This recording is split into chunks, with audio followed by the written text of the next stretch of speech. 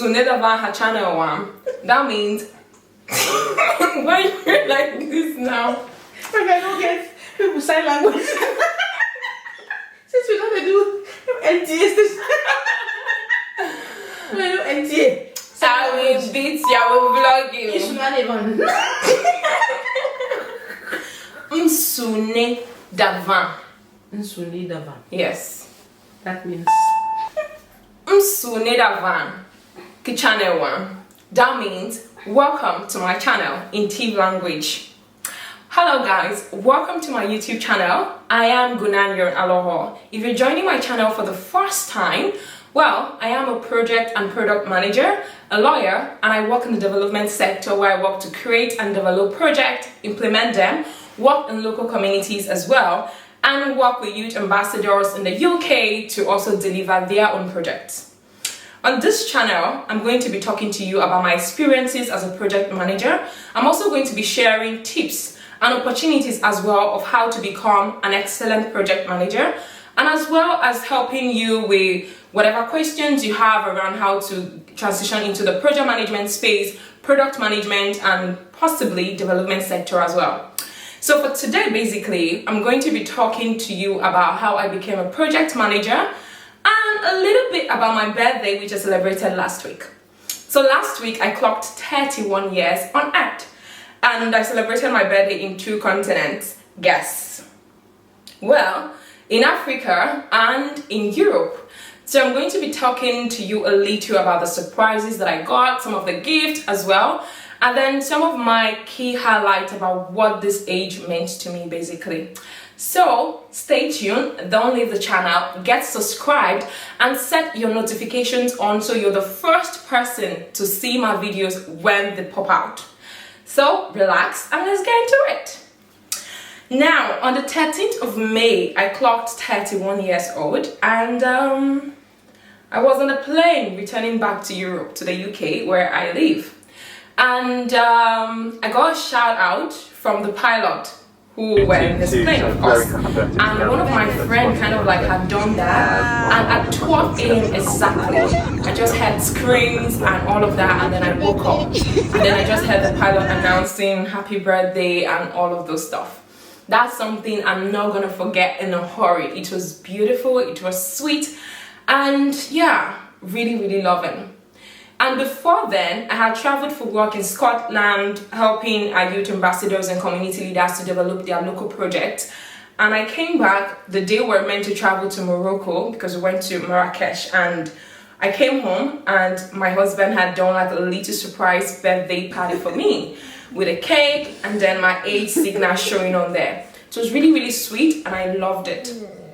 Afterwards, we go on the train and we travel to Morocco, where we spend the next 4 days exploring, visiting sites, waterfall and all of those kind of things, spending time with friends, which was really sweet again. I got loads of gifts. This is a gift as well for my husband, and I got a gift for my friends. One of my friends is here and she's side-eyeing me. Yeah, she got loads of chocolate, popcorn, all of those stuff for me, alongside one of my friends. And then I got gifts as well, like the traditional Muslim wear from one of my friends and her boo. And loads of personalized cards from one of my friends as well, and cards for my nieces, very beautiful cards. And I really loved that day. One of the key highlights for me and the message on what this age basically means to me for this period is I'm looking out to experience more peace, more happiness, and to be more adventurous. In the past, I'm very ambitious, but when it comes to doing certain things, I'm always like really scared, taking certain scary roads, maybe having water rides, going on rides and all of those kind of stuff. Those are things I was really scared about. And then recently I'm kind of opening up to those experiences, kind of like exploring, seeing what it means like. And what really helped me get to the stage where I am now to try out some of those things was first, encouragement from my friends, because they always complain when I was always scared to do certain things. And then secondly, I was reading Think Like a Monk by Jay Shetty, and in it spoke a lot about where your fear basically comes from. So you get that you're not able to do certain things because you're scared about a particular thing. So you want to dig deep to find out why that fear even exists. And that was something that I did. Because in them times, even most recently, when I'm traveling by air, it's very hilarious what I do. But a lot of people also have those experiences. And when I'm traveling, I always need to hold the hand of someone sitting next to me during takeoff, during landings, and any small turbulence, I'm like, oh God. So that's me basically. And I read a lot about mindfulness and what that fear actually does to me, puts me off, makes me not take off opportunities. And I was sharing with a friend as well, where there was a time I got an opportunity to travel and we needed to use a plane. And because of that, I missed out on that opportunity because I had scares, I was having dreams about like plane crash and so many other things, and because of that I just like cancelled that trip. So I lost out on that particular opportunity. And again, because when you have those kind of fears, you miss out on a lot of very good opportunities because you're scared of what might happen and you don't know what will happen afterwards, right? But you just can't see yourself taking that risk. So I was able to dig deep and find out what exactly was causing me to fear that much. And I was able to trace it back to something that happened earlier on in my childhood. I was able to talk to myself about what that experience meant to me, confronted my fears. And the next time I was flying, surprisingly, I was able to fly peacefully without holding anyone's hand. That was a beautiful experience. I completed the book the last time I traveled to Morocco and was coming back, and it really, really helped me.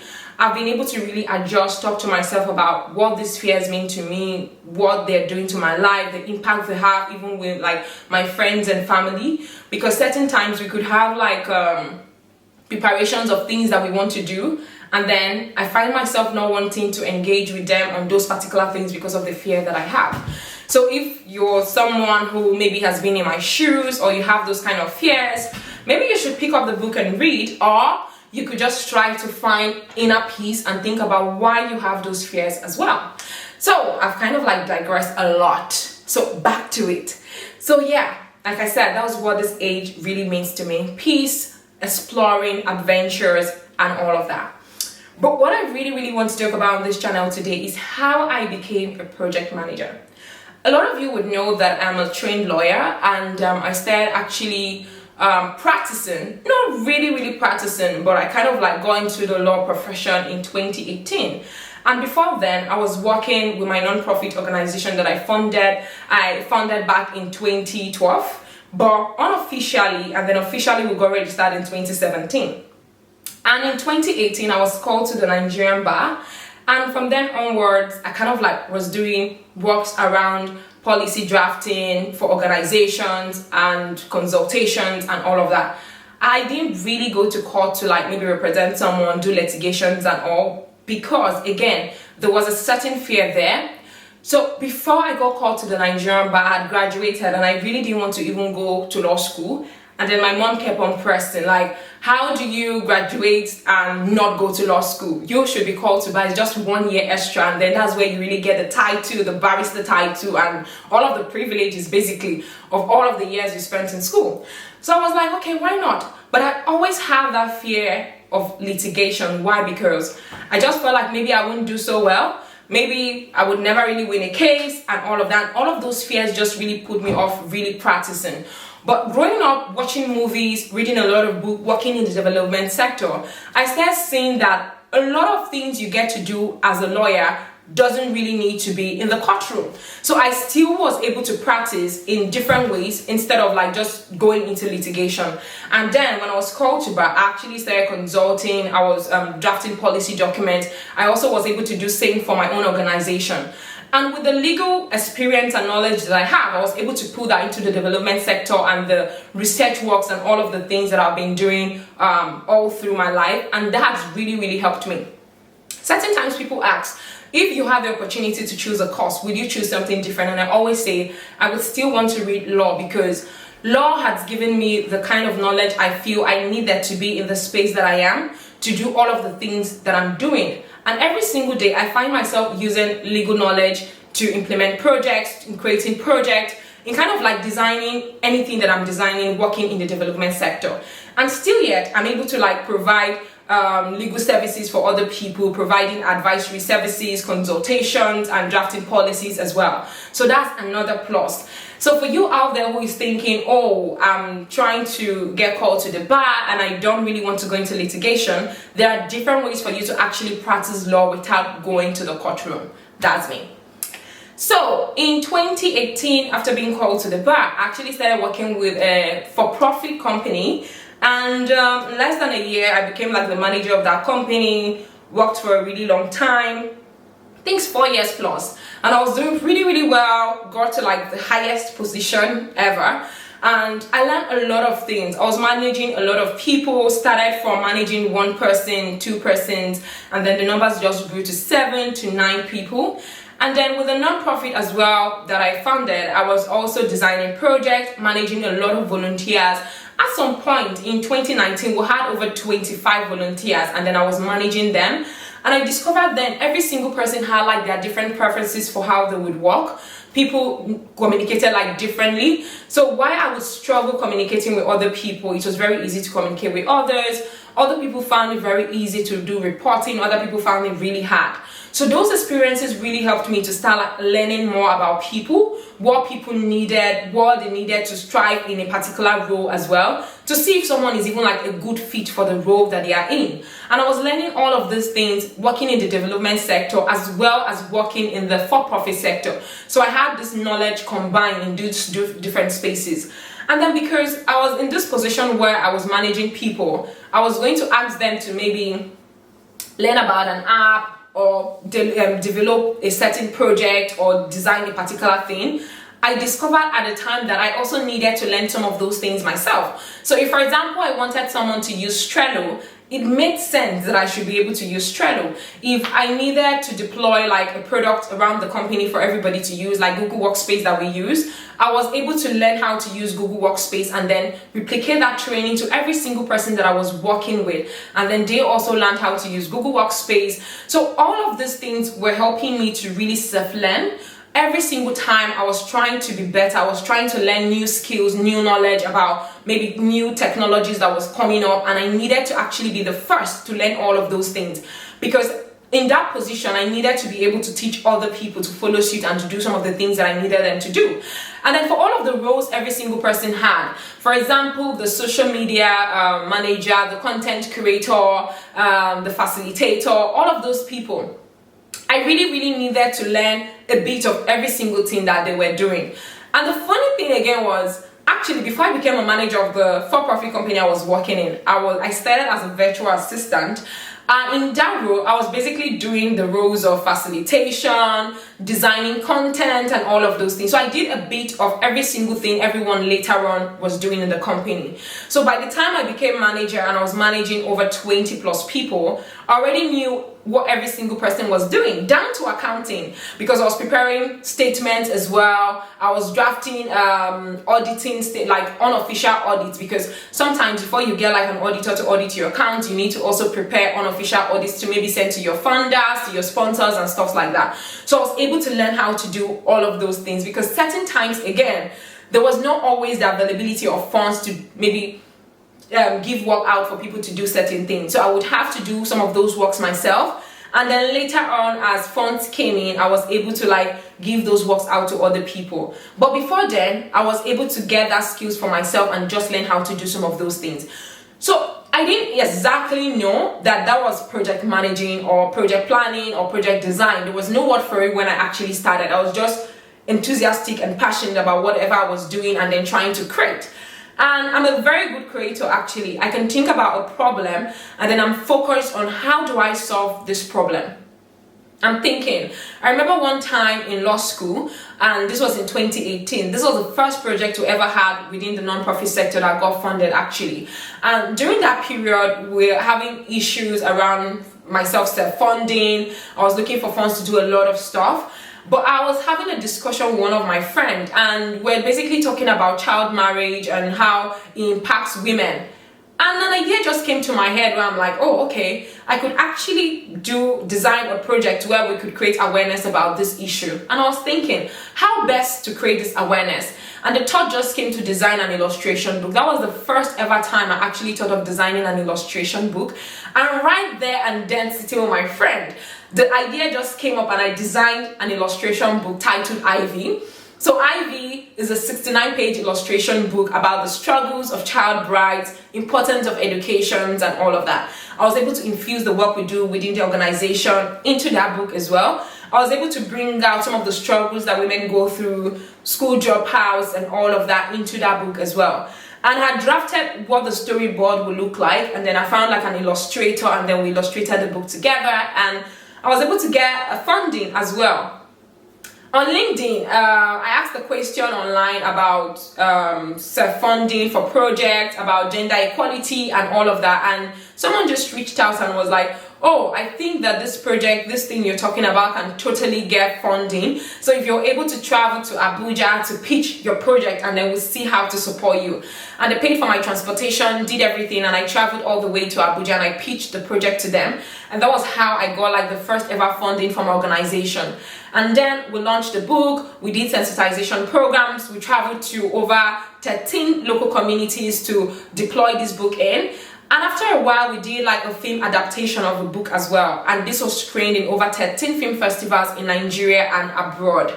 So that was basically where it started. And with that engagement, with that particular exposure, that was where I was now really reading about what exactly it was I was doing. And then I was now stumbling a lot around project management, project design, project implementation.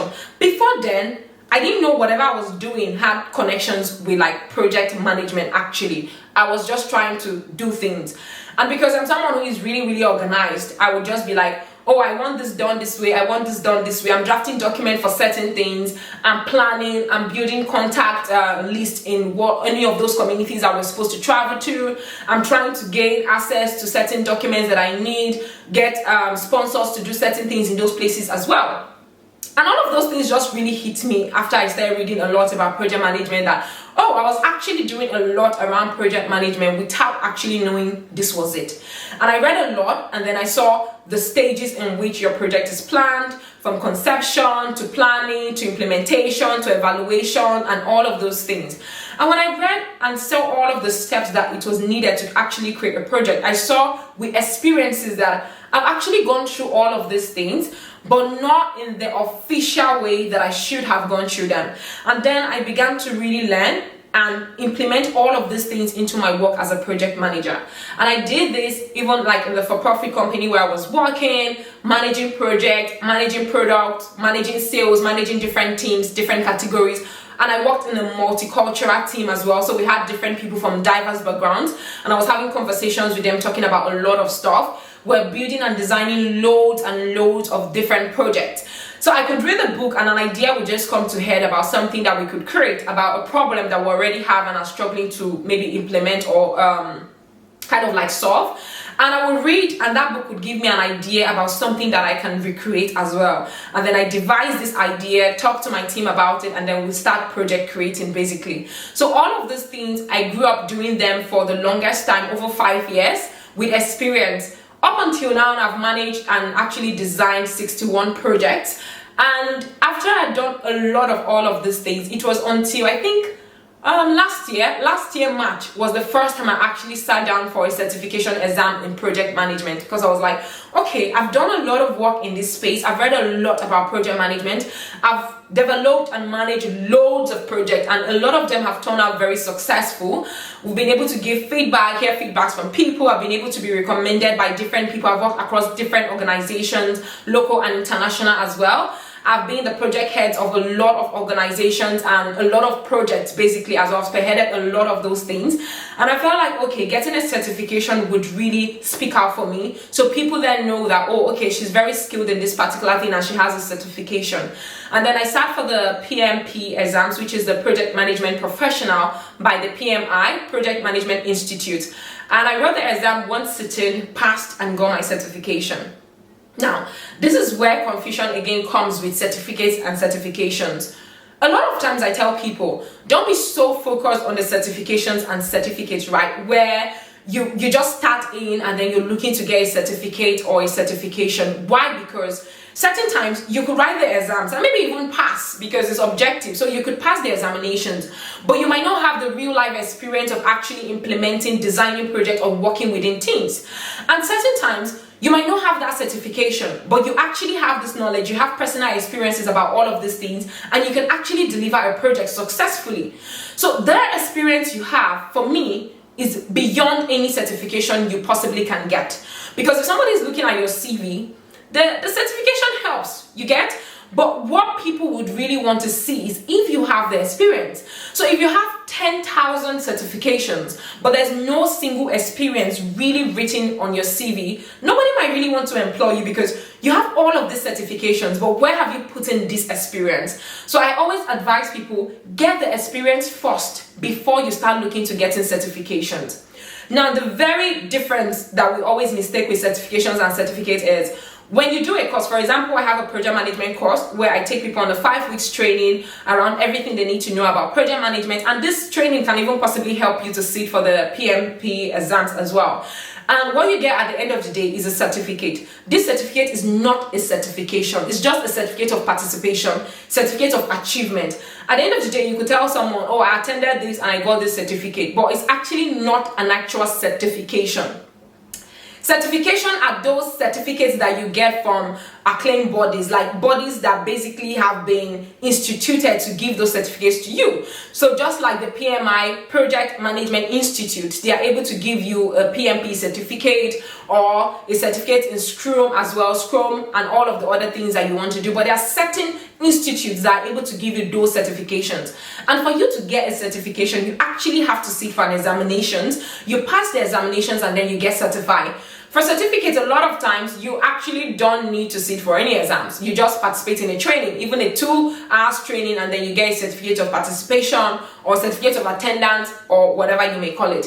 So there's that whole drive about a lot of times people just want certificates. So people come to courses, people like spend a lot of money actually for trainings. But their aim really is to get a certificate from those trainings. They're not really there to take in what is being taught. They are just looking forward to that certificate they get at the end of the day.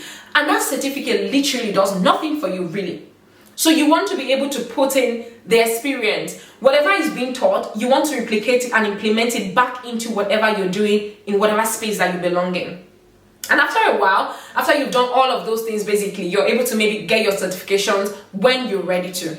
So with this, I hope that a lot of people now understand the difference between certificate and certification and the importance of actually concentrating in trainings, replicating what you've done, implementing those things, and getting experience first of whatever you're doing before reaching out for certificates and certifications, basically. So for me, like I always say, experience comes first.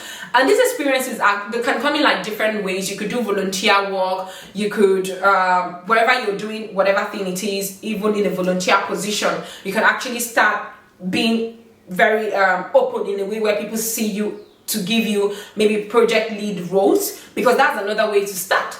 You start from somewhere before you actually become a project manager. So there's the project lead, there's a project officer. There are different things that anyone could call you in a particular framework where maybe you're working with a group of people and they want you to be a team lead. All of those things are things that can lead up to you becoming a project manager. And I always say no role is too small actually for your journey towards becoming a project manager. For me, I started as a virtual assistant, and then I had my own organization where I was grooming people, I was managing projects, creating projects as well. But really, I've done different things across different organizations. I've been a rapporteur before, I've acted as a facilitator, and I've been in all these different roles. And in all of these roles, I've designed, I've done a lot of things that basically you will see and say, oh, she's able to manage people, she's able to work on her own, she can work without supervision and all of those kind of things. Because as a project manager, you need to have certain skills for people to look onto you as a leader. So some of the skills could be from communications, how you're able to communicate with people, because again, people are different. So the way I communicate with Nkem, for example, one of my friends, is not the same way I'll communicate with Jumoke. It's not the same way I'll communicate with my husband, because they all have different ways that they learn things. They all have different ways that I could communicate with them for them to understand what I'm trying to say and all of that. So you want to be able to communicate with people. How do you understand? You have your stakeholder mapping. You need to understand stakeholder mapping. You need to understand stakeholder engagement. If you're trying to get access to a particular group of people, how do you want to talk to these people? How do you want to draft your messaging to these particular people? If you're working in a team, how do you draft a message to someone who has this particular thinking or this particular background? How do you couch it in a way that they are able to understand and then key into whatever it is that you want to talk about? And then you need to actually have organizing skills. If you ask me percentage of how organized I am, I can say hopefully 91%, because recently I saw someone who is 100% more organized than I am. But yeah, 91% I can give myself that. But I'm very organized right through how I organize my Google Drive, to my emails, to my labels, every single thing. I love detailed work. I love working per head, doing a lot of research, all of those kind of things. So you need to actually be really, really organized to project manage. Again, why? Because a lot of times, if you're a project manager, you could be working as a freelancer, or you could be consulting for different organizations, different companies, which means you're working on maybe 10, 15 projects at the same time. How are you able to keep organization amongst all of these places in such a way that one work doesn't affect the other? How are you able to keep communication amongst every single person within all of these organizations that you're working in? How are you able to understand your timelines, your time management, all of those things? So being organized really, really helps you in your role as a project manager. And something I just mentioned, time management. You need to understand time management. If you say you're going for a meeting and the meeting is starting 9, let that meeting start 9. One thing I always do for my project management class that I've done over time and I really loved was, whenever I'm doing a project management class and I start classes by 7 p.m., once my class starts by 7 p.m., I give 2-minute tops. If nobody comes in, I put on record and I actually start talking to an empty class. And when people come in, they're able to join in later, or later on they're able to watch the videos. But the major thing I've tried to create with that is, as a project manager and you trying to even get into the role, I want you to already have the mindset that this is what you're supposed to get into. This is how you should groom other people to be. So if you're 2 minutes late, 1 minute late, you come in, you're already going to see me talking to maybe an empty space or whatever it is. Why? Because there are certain people who might have been on that call at the exact same 7 p.m. You do not want to waste their time, because regardless of every single thing that they had doing, they were able to put in time to be there at that time. So by the time you're waiting for other people, you're wasting other people's time who were there early. What that does is the next time, those people will also decide to be late because they were early the last time and it didn't work out for them. So you want to be able to manage your time effectively. Also, because all of your different projects will have different deadlines, different timelines, different schedules. You want to be able to keep to all of those schedules. And if you're someone who doesn't respect time, who doesn't keep to time, who doesn't know how to manage time, then your projects are going to suffer. And for me, one of the big things in project managing as well is time. So if you're not able to properly manage time, if you're not careful, your project can be a total failure. Another thing in project management that you need to be really resourceful. You need to know how to research a lot. You want to be able to read, gain knowledge, research about things. Don't wait for people to bring knowledge to you. Be out there also looking for that knowledge so that you pour into other people. Be teachable and also be willing to teach. A lot of times, for every single class that I've done in my project management class, I learn every single time I teach, because I also kind of try to learn before I go into my classes, and then my knowledge keeps increasing or is refreshed. So there are a lot of things that I can't easily forget because I have consistently built that course where I'm talking about all of those things. And because of how my course is built as well, it's very difficult for me to just have a recorded video and then just be talking to people about something that has happened 2-3 years ago, because my classes are all live recorded. So I don't have recorded videos to show people or any of those things. My class is as it is. So if you attended my class last year, for example, and you attend this year, you obviously know it's going to be different. If you attended my class yesterday and you're attending today, you obviously know the class will be different, because I'm going to be sharing different experiences. I'm going to be sharing different examples. We're going to be building different projects, new ideas, and all of that. So all of this flexibility, all of these skills have actually helped me to become a better project manager. I'm able to look at other people and understand what their issues are, see how to support them, Because again, you're a leader in whatever you're doing. The people that you're managing, you're leading them. So you want to be able to provide support to every single person within your team. So how are you providing support to this person? And again, support is going to be different for every single person. So the support that again Nkem will need will be different from what Jumoke will need, will be different from what Adora will need. And what Adora will need from me will actually be very different from what Nkem will need from me. So I have to also structure whatever support I'm giving to them in very different ways. So all of those tips have really helped me to become a better project manager. So I've been able to implement all of those things into my working, and it's really worked for me and worked for the people who work with me as well. So those are some things that you should actually be putting into your life as you're working towards becoming a project manager as well. So, not planned, but this video has gone really long over time. So I'll be stopping here today, and next time I'll be sharing real life experiences about some of the projects that I've designed, some of the processes that I use, the methodologies, and what some of those results were like. You can also look at my project management course, which is on my website on www.gunanyoronaloho.com.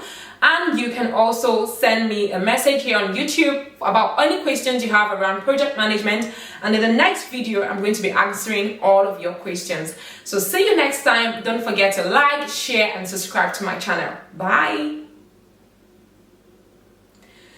Hey, Chineke.